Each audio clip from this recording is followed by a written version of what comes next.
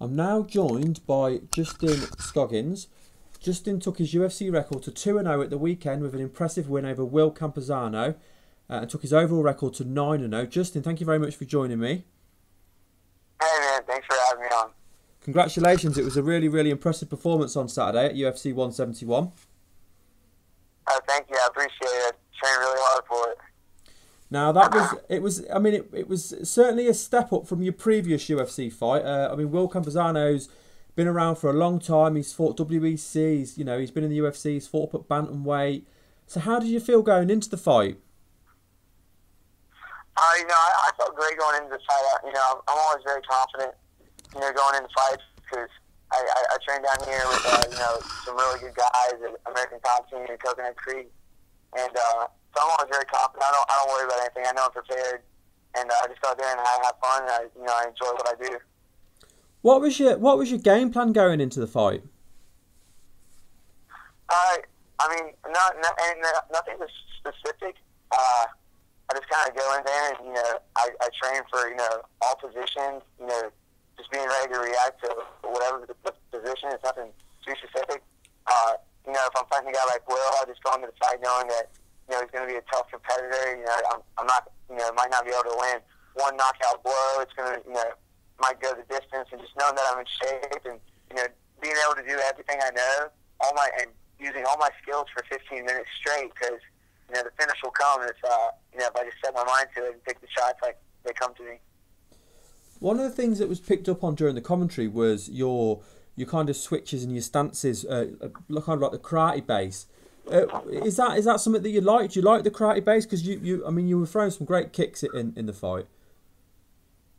Yeah, I started karate when I was 3 years old, and I've been kickboxing. I started Kempo karate and started kickboxing when I was 11 years old, and it's always been martial arts and wrestling. So it's all I've ever really done.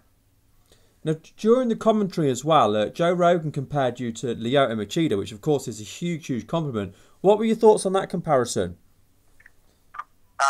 That's a huge compliment. Lyoto Machida is one of the best strikers in the world. So, for somebody that relates to him, that's definitely a huge compliment. Was you surprised to hear him say that? No, I've heard it before, and a lot of karate guys, kind of do have the same strategy with keeping the range and trying to control the range of the fight. So, sometimes the comparison that's used, with other guys. It's mad because when mixed martial arts first started, of course it wasn't called mixed martial arts. Karate was one of the martial arts that was kind of knocked back a little bit and replaced by other martial arts. But it seems to be making a comeback now. Of course, we've seen Machida's had huge success. You're now 2-0 in the UFC, 9-0 overall. Do you feel now that karate is getting the credit that it deserves within mixed martial arts? I guess there's always going to be somebody who's really good at their style and really good at what they do, and it's all about not changing to their style, but adjusting your style to be able to whether you got to do it faster or stronger.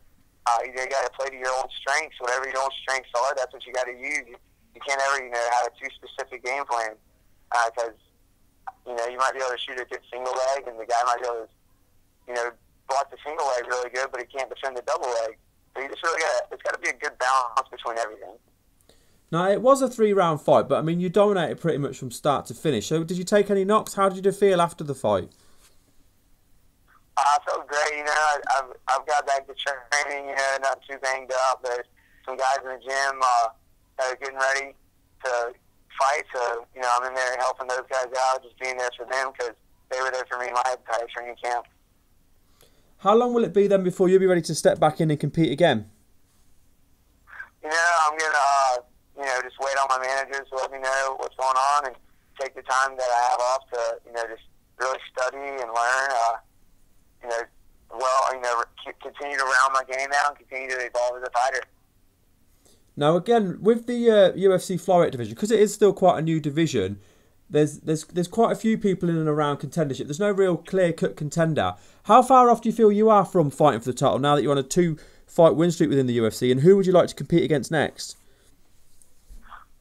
There's no telling, how the flyweight division's going.